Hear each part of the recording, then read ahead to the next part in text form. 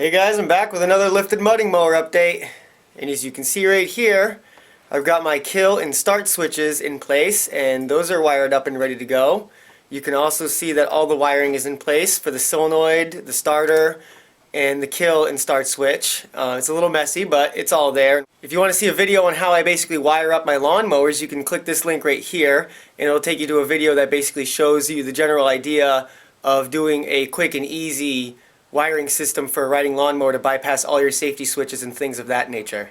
Now when people watch that video, a lot of them have questions regarding this little thing on their carburetor. This is my carburetor gas line right here, float bowl, and this little module comes off the bottom, and there's usually two wires hanging off of it.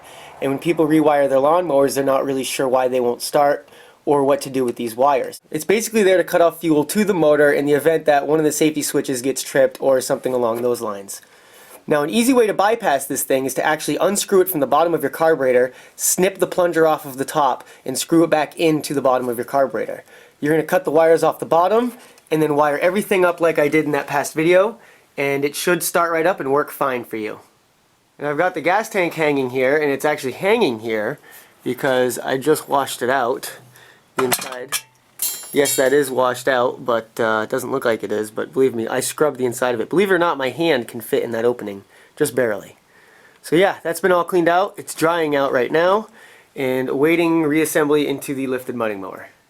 So I received numerous comments from people on my last video saying that the tension on my chain was too much and that I should actually back off that spring on my custom chain tensioner I built.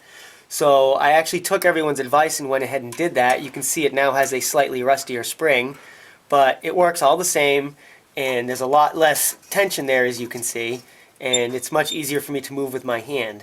So thank you everybody for your advice. So since there's no battery here in the lifted mudding mower, I've actually got jumper cables hooked up to the power leads that come out of the dashboard, and those jumper cables run over to my Murray off-road mower, which does have a good battery on it. And now actually we should be able to test the starter. The engine won't run because there's no exhaust and there's no fuel tank, but at the very least I can know that the electrical systems work and I can move on to the next step. So here we go. Magic thumb of faith. Let's see what happens. Oh, she wants it. She wants it. So that sounded very promising. It sounded like the electrical was working pretty good. It sounded like the motor actually wanted to start up but had no fuel. So we can move on to the next step. Now I want to do something similar to like I've done here on my Murray mudding mower because I like the position of the battery being in front of you, adding weight to the front of the tractor. So I want to do something similar to that on this mudding mower, but I have a problem that my parking brake holder is kind of in the way. So to get my battery to mount right here, first I've got to relocate this. So for that little guy right here, what I'm actually thinking of doing is just running a rod or something up through the dashboard where I can just lift it up here just to get it out of the way from down there, which shouldn't be a problem. So there we go, problem solved. I got a new rod that comes up through the dashboard here, and you can see the rod. It goes down and it's actually hooked to a washer that is welded there. Kind of see it there. And when you push in the clutch, you can raise this thing. It's kind of difficult to see right now, but it works. And it's out of the way of the gas tank and steering. So we can move on. So I decided to work on a couple other things real quick to get out of the way before I reinstall the fuel tank. Since we've got our clutch lockout thing here installed, I decided to reinstall a throttle, and this is a standard throttle. I was debating on what to do with the throttle on this. I was going to do foot throttle, but I want the foot throttle on the right side and my clutch and brake are on the right side. So I don't want everything to be totally backwards from that tractor. So I went with a standard hand throttle, except this one does not have a choke on it.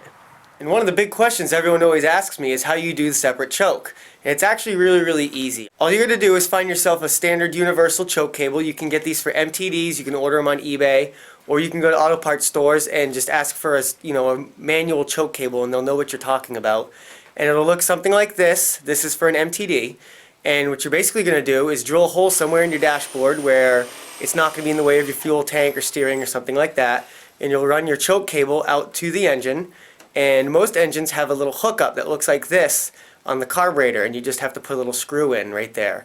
and you can see that there's a separate butterfly for the choke. And what you're going to need to do is hook up your little metal tab that is on the end of your manual choke to that little butterfly, screw it down, and get it all adjusted right, and then tighten it completely. And voila! You've got a separate manual choke.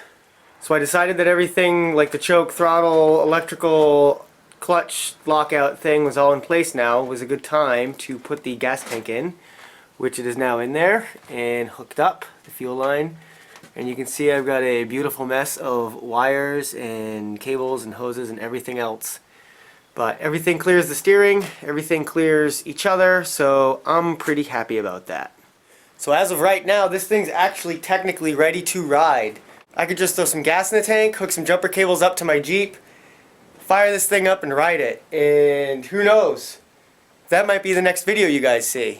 Or it might be just an update of me putting the battery on, because it needs me to put a battery on it. I need to buy a battery and I need to build a battery mount, as well as some rear supports and some other things. So it's not quite done, but it is drivable. So keep a lookout for one of those videos.